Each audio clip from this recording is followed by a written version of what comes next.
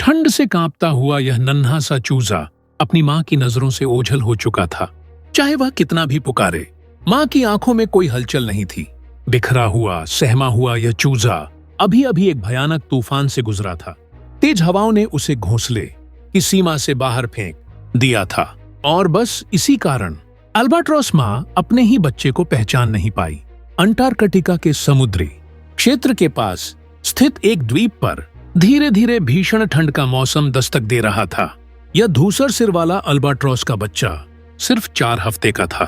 माता पिता बारी बारी से उसे ठंडी हवाओं से ढकते और समुद्र में शिकार के लिए जाते थे। 2 वर्षों में यही उनकी इकलौती संतान थी। जैसे जैसे बच्चा बड़ा होता गया, माता पिता और उसके बीच का लगाव और गहरा होता गया। साथ ही उसका पेट भी ज्यादा भरने लगा, जिससे माता पिता को और अधिक बार भोजन खोजने जाना पड़ता। पहले वे बारी बारी से जाते थे, फिर ऐसा समय आया जब दोनों को साथ साथ समुद्र में जाना पड़ता ताकि बच्चे की भूख मिट सके। एक छोटे से विदा क्षण के बाद माँ ने बच्चे को घोंसले में छोड़ दिया और उसकी परछाई दूर होती चली गई। चूजा थोड़ा उदास था, पर शायद वह माता पिता की मजबूरी समझता था। यह उसका पहला अनुभव था जब वह अकेले इस दुनिया का सामना कर रहा था। उधर अंटार्कटिका में तूफानी मौसम आकार लेने लगा। शुरुआत में चूजे ने इसे गंभीरता से नहीं लिया, लेकिन जब हवा की रफ्तार प्रति घंटे 110 किलोमीटर तक पहुंच गई, तो एक ही झोंका पूरे घोंसले को उखाड़ सकता था। अल्बाट्रॉस के बच्चों को ऐसे समय में घोंसले से चिपके रहना पड़ता है।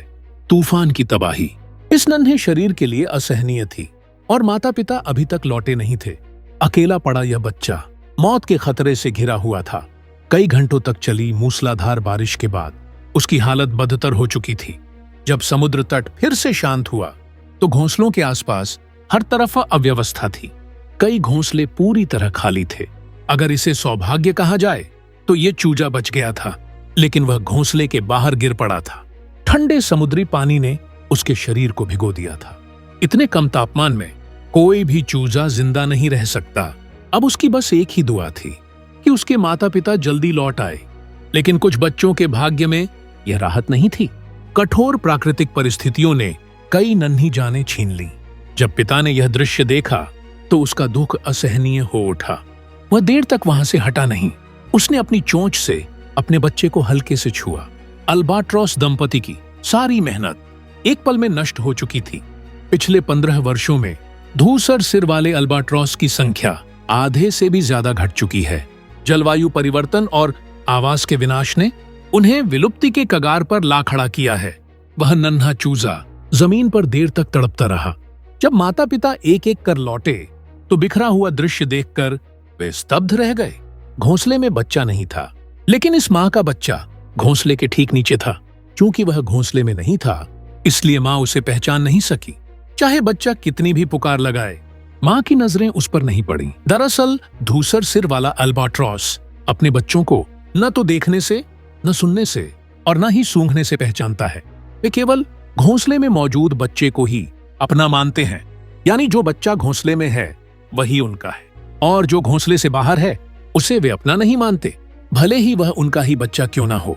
इसी कारण तूफानों ने अल्बाट्रॉस की आबादी को गहराई से प्रभावित किया है। जलवायु परिवर्तन ने बच्चों के जीवित रहने की संभावना कम कर दी है। अगर यह चूजा जिंदा रहना चाहता था तो उसे किसी भी तरह घोंसले में वापस पहुंचना था। लेकिन तूफान की मार के बाद उसके शरीर में अब ताकत नहीं बची थी। वह भूखा था, ठंड से जूझ रहा था। माँ उसकी कोई मदद नहीं करने वाली थी। अब उसे सिर्फ खुद पर भरोसा करना था। यही उसके जीवित रहने का एकमात्र रास्ता था, वरना कुछ ही घंटों में वह घोंसले के बाहर ठंड से जम जाता। लगातार संघर्ष के बाद आखिरकार वह घोंसले में चढ़ने में सफल हो गया। खतरा टल चुका था। अब वह माँ की गोद में फिर से गर्माहट महसूस कर सकता था। उनका टूटा हुआ रिश्ता दोबारा जुड़ गया। यह चूजा सचमुच भाग्यशाली था, क्योंकि वह जिंदा बच गया।